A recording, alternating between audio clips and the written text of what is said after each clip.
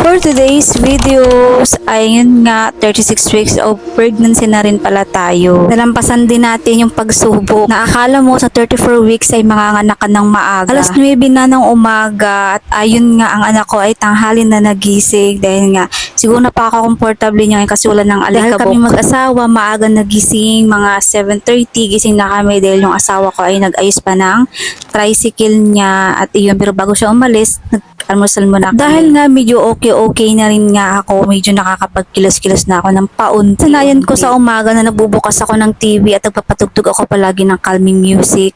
At kung hindi naman calming music, nagpapatugtog ako ng mga calming na Christmas song. Habang natutulog pala yung anak ko, nag-umpisa na ako magnisinis dyan dahil alam ko mamaya ay pasok ang anak ko. Siyempre aasikasuhin pa siya, pakakainin bago umalis ng bahay. Tingin pala ako ng tingin dyan sa camera dahil nga super amazed ako sa ginagamit ko na yan.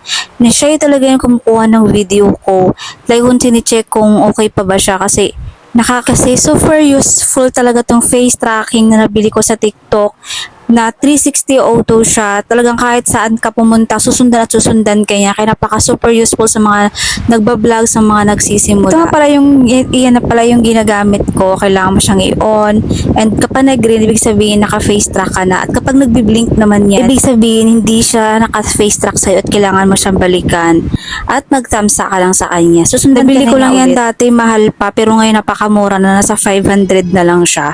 Alas 2 na nagising yung anak ko, nakaready na rin yung inumin niyang gatas at meron na rin siyang tinapay.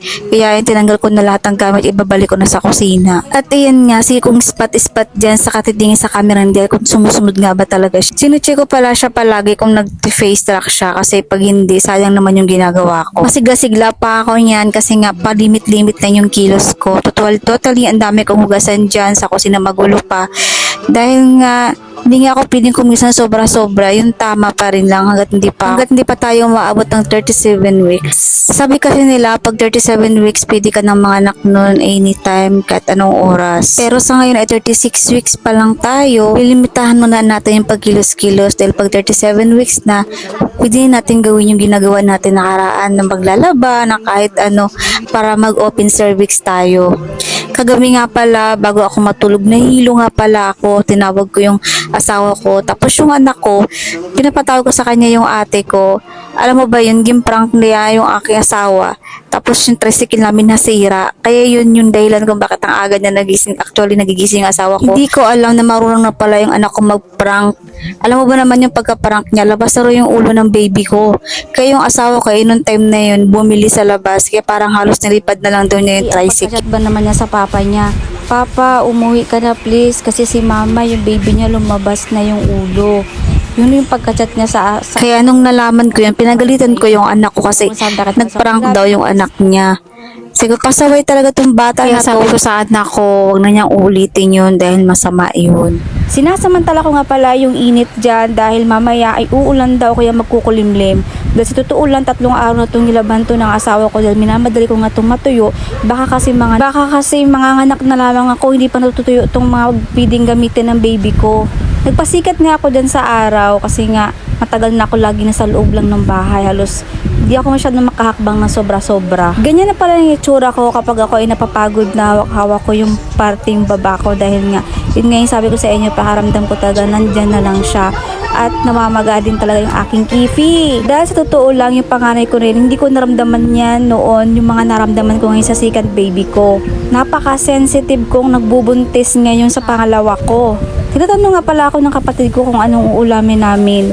Dahil din yung ate ko na napaka-supportive sa akin at siya nga pala yung sasama sa akin sa ospital. At dumating na rin pala ang aking mister. Yun nga yung nagpaayos siya ng kanyang tricycle at dahil siya niyan dyan dahil siya ay may duty pa. Napaka-supportive talaga ng asawa niya to. Hindi pa siya kumakain ng punta na kaagad sa trabaho niya. Sabi niya doon daw siya kakain. At pinipilit ko rin ngayon sarili ko na sumama sa ate ko na pailang-ilang hakbang lang. Dahil gusto ko rin sana makapili na kung anong uulamin namin para ipaluto ko sa ate ko.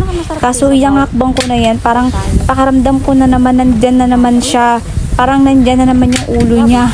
Kaya sinabihan ko na yung ate ko na siya na lang at parang hindi ko kakayanin maglakad papunta doon sa gitna at magbili ng ulam. Kaya super napaka-bless ko na meron akong ate na Kahit wala na kaming parents ay na-indyan siya sa oras ng mga anak na. Palagi niya yung sinasabi na huwag masyadong magtatrabaho ng sobra.